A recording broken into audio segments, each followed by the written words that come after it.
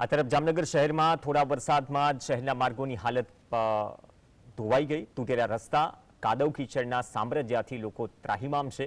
Balaji park વિસ્તારમાં તો લોકો જતા પહેલા પણ વિચારે છે. રસ્તા પર ખાડા, કાદવ કીચડ, ભૂવા, ગંદકી, ગારાની રબડી આ તમામ વસ્તુઓ જો તમારે એક જ સ્થળે જોવી હોય તો પહોંચી જાઓ જામનગરમાં. ચોમાસા દરમિયાન તો અહીં તમને ખાસ રસ્તાનો અહેસાસ થશે. હા, પણ જતા પહેલા પાટાપિંડીની વ્યવસ્થા પણ સાથે કરી રાખજો, કારણ કે આ રસ્તા પરથી તમે સાજા પાછા આવશો કે નહીં તેની કોઈ ગેરંટી નથી. એક સમયે સૌરાષ્ટ્રના પેરિસ તરીકે ઓળખાતા જામનગરના લગભગ મોટા ભાગના વિસ્તારોમાં રસ્તાઓની હાલત આવી જ છે. શહેરીજનો આવા રોડ રસ્તાથી ત્રાસી ગયા છે.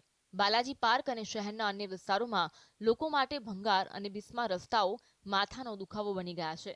અનેક વખત લોકો રસ્તા પર ખાડાઓના કારણે બાઇક પરથી પડ્યા હોય અને હાથ પગ ભાગી ગયા હોય તેવા અનેક બનાવો બન્યા છે. અમારે તે રસ્તામાં આખો ગારો ભર્યો, જેદુની ગટર લાઈન ખોદાણી છે તેદુનો ગારો છે અને હાલતા બધે ગાડીઓ લઈને સ્લીપ થાય છે. 6 મહિનાથી. હા હા, કાર્યવાહી કરવા પણ અમારા ખાંચામાં 12 રોડે રેતી નાખી ગયા તો પાછા એવો ને એવો ગારો છે અને ગાડીઓ अंदर गरी जाए છે અને અમારા આખા ખાંચામાં ગારો છે.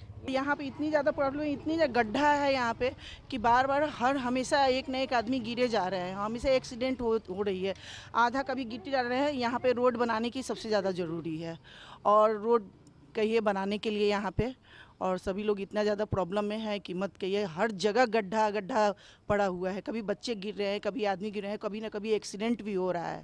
मुझे रोड का यही प्रॉब्लम हो रहा है. मेरी गाड़ी स्लिप खा गई थी और मेरा ये बस मुझे पक्की रोड चाहिए. बस बारिश में मुझे बहुत दिक्कत हो रही है, गाड़ी स्लिप खा रही है. સ્થાનિકો દ્વારા રસ્તાઓની આવી દયનીય સ્થિતિને લઈ મહાનગરપાલિકાના કમિશનરને આવેદનપત્ર પણ પાઠવવામાં આવ્યું હતું. તેમજ તે વોર્ડના કોર્પોરેટર દ્વારા પણ કમિશનરને લેખિત તેમજ મૌખિક રજૂઆત કરવામાં આવી. મારા વિસ્તારમાં જે સમપતિ લઈને બેડી બંદર જતું રિંગ રોડ અને બાલાજી પાર્ક, શિવ ટાઉનશીપ અને સેનાનગર જેવા અમુક કેટલા બધા વિસ્તાર છે જેમાં છેલ્લા 1.5 વર્ષથી ભૂગોળ ગટર બનાવવાની કામગીરી ચાલુ છે. એ કામગીરી છેલ્લા 1.5 વર્ષ થઈ ગયા. આજ સુધી એ ભૂગોળ રોડ જે તોડવામાં આવ્યા છે એમાં 1 ઇંચ એસીસીનું પેચવર્ક થયું નથી. એટલે કોઈ પણ જાતનું જે રોડ તોડ્યું છે એમાં કોઈ પણ જાતનું એને રિપેર કરવાની જે કામગીરી હોય એ કરવામાં આવી નથી.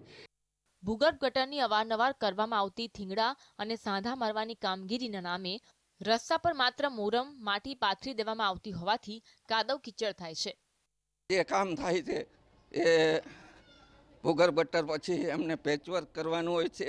અહીંયા ખાલી આવા જોરદાર વરસાદ વચ્ચે માણસો પરેશાન છે, પાણી ભરાઈ જાય છે, કોઈને બહુ મોટે પાયે તકલીફ હોવાથી આ લોકોને અમે અવારનવાર રજૂઆત કરવા છતાં એ લોકો ખાલી માટી નાખી જાય છે. માટી નાખવાથી અહીંયા ગારો કીચડ અને એવી સમસ્યા છે કે માણસોને હાલવું ચાલવું, ગાડીઓથી સ્લીપ થઈ જાય છે, ઘણા બધા પડી જાય છે, એક્સિડન્ટો થાય છે.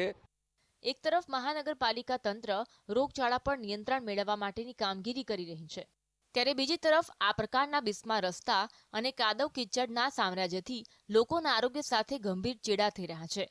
ત્યારે લોકોની માંગણી છે કે કાદવ કીચડનું સામ્રાજ્ય દૂર કરી આ વિસ્તારમાં વહેલી તકે નવા રોડ બનાવવામાં આવે. કેમેરામેન હિમાંશુ પરમાર સાથે અર્જુન પંડ્યા, GSTV, જામનગર.